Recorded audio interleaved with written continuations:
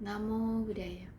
Perkenalkan, saya Ratna Chatari. Pada kesempatan kali ini saya akan menjelaskan mengenai para Bhava Sutta. Setiap diri kita, setiap manusia, setiap pribadi pasti pernah mengalami fase di mana mengalami suatu kemajuan atau kemunduran dalam kehidupannya.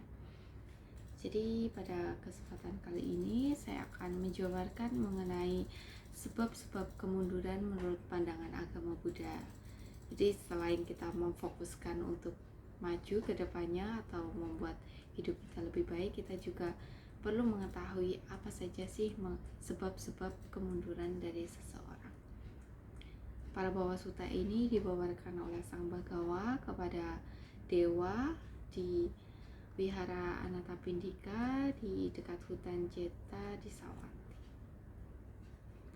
Ya, pada kesempatan itu seorang dewa menanyakan kepada Sang Bhagawa mengenai apa sih sebab-sebab keruntuhan atau sebab-sebab kemunduran seorang manusia.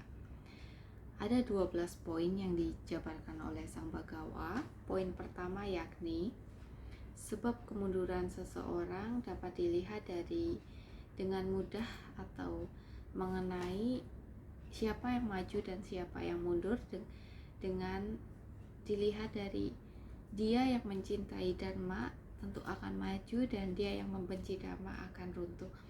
Kemudian yang kedua, ia yang senang berteman dengan orang jahat dan tidak suka bergaul dengan orang yang bijaksana, dan dia lebih menyukai ajaran-ajaran yang tidak baik. Ini merupakan sebab kemunduran seseorang. Poin yang ketiga yakni dia yang suka tidur, cerewet, lamban, dan malas, kemudian mudah marah. Inilah sebab dari keruntuhan seseorang. Ya, kenapa dia mundur atau mengalami keruntuhan atau kemunduran? Ya, ketika dia malas, dia tidak suka belajar, maka kebijaksanaannya tidak bertambah. Kemudian dia cerewet dan suka tidur. Seseorang yang tidak rajin, maka dia akan mengalami kemunduran dalam dirinya. Kemudian untuk poin yang keempat, yakni dia yang walaupun kaya tapi tidak menyokong ayah dan ibunya yang sudah tua dan lemah, maka inilah sebab dari keruntuhannya. Ya, sebagai seorang anak, kenapa kita harus menyokong ayah dan ibu? Ya, ini bukan merupakan keharusan, dan walaupun 100 tahun kita menyangga kedua orang tua di pundak kanan dan kiri, kita juga tidak dapat membalas jasa-jasa orang tua. Inilah mengapa kita harus menyokong ayah dan ibu ketika sudah tua. Karena saat kita masih kecil, kita juga dibiayai, diurus, dirawat oleh ayah dan ibu. Maka semestinya jika kita sudah mampu, kita dapat menyokong ayah dan ibu. Karenanya beliau-beliau adalah Buddha yang masih hidup dalam kehidupan kita. Untuk sebab yang kelima, sebab kemunduran yang kelima yakni dia yang menipu dengan menyamar sebagai biku atau guru spiritual. Inilah sebab keruntuhan. Kenapa sih menjadi sebab keruntuhan dalam seseorang? Karena dengan menipu saja itu sudah perbuatan buruk, apalagi ia menipu sebagai guru spiritual atau biku. Kenapa? Karena dapat menimbulkan pandangan salah bagi umat-umat awam yang mendengarkan khotbahnya. Mungkin akan berpandangan buruk atau memiliki pandangan yang salah mengenai ajaran agama Buddha, dan kemudian murid-muridnya ini dapat menceritakan ajarannya kepada orang lain yang mungkin belum tahu. Jadi akan menjadi sebuah paralel dari sebuah pandangan salah. Seperti itu.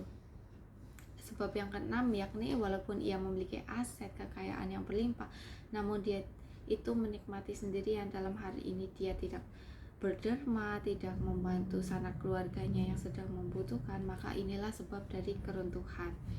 Dan yang ketujuh, ia menjadi orang yang sombong karena keturunan atau kekayaannya atau lingkungan, yang sehingga dia memandang orang lain sebagai orang yang rendah dan sanak keluarganya. Ini merupakan sebab dari keruntuhan. Karena apa? Karena kesombongan ini merekah di dirinya. Yang kedelapan, ia senang bermain perempuan, mabuk-mabukan, berjudi, dan menghambur-hamburkan hartanya. Ini merupakan sebab keruntuhan. Yang kesembilan, ia tidak puas dengan pasangannya, entah istri, entah suaminya, dan kemudian ia pergi bersama orang lain yang lawan jenis, bisa perempuan atau laki-laki. Ini merupakan sebab keruntuhan yang kesembilan. Yang ke-10, ia sudah melewati masa mudanya, lalu memperistri orang, kemudian dia masih bercemburu karena memikirkan jika istrinya memiliki laki-laki idaman yang lain. Ini merupakan sebab keruntuhan yang ke-10. Dan yang ke-11, ia mempercayai dan memberi kekuasaan pada wanita yang suka mabuk atau laki-laki yang sudah mabuk dan suka menghamburkan uang. Inilah sebab keruntuhan. Ya, kenapa? Dia mempercayai orang yang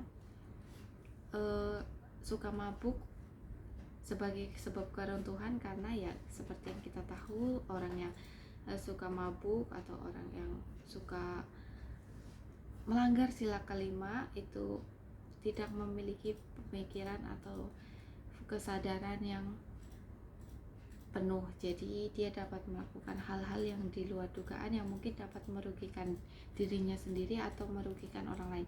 Apalagi kalau dia memiliki usaha dipegang oleh orang seperti itu, kemungkinan ya dapat terjadi hal-hal yang tidak diinginkan. Dan yang ke-12, jika seorang anggota keluarga atau kelompok sosial komunitas yang berpengaruh yang memiliki ambisi membara namun tak memiliki sarana yang memadai, ia mengejar kekuasaan atau ingin menguasai orang-orang lain. Ini merupakan sebab keruntuhan yang terakhir. Nah, dengan kita merenungkan secara mendalam mengenai semua sebab keruntuhan yang ada di dunia ini, maka orang bijak memiliki pandangan terang akan menikmati kebahagiaan di alam bahagia. Jadi kesimpulannya, sebagai seorang umat Buddha yang mengetahui Dhamma, namun tidak cukuplah kita hanya mengetahui Dhamma tanpa mengetahui hal ini, yakni sebab-sebab keruntuhan. Nah, jadi sebab-sebab keruntuhan atau kemunduran ini, ke-12 poin ini dapat kita waspadai sehingga kita tidak dapat terjerumus ke dalam salah satunya, agar kita terus dapat maju dalam Buddha Dhamma dan dapat tentunya mempraktikkan Dhamma dengan sungguh-sungguh. Ya, sebab keruntuhan ini sebaiknya menjadi patokan lah ya kepada kita sebagai hal yang dihindari. Jadi kita tidak runtuh atau tidak mundur dalam menjalani kehidupan sehari-hari ini. Ya, demikian yang dapat saya paparkan mengenai Parabhawa Sutta ini. Semoga bermanfaat. Sekian, terima kasih. Namo Buddhaya.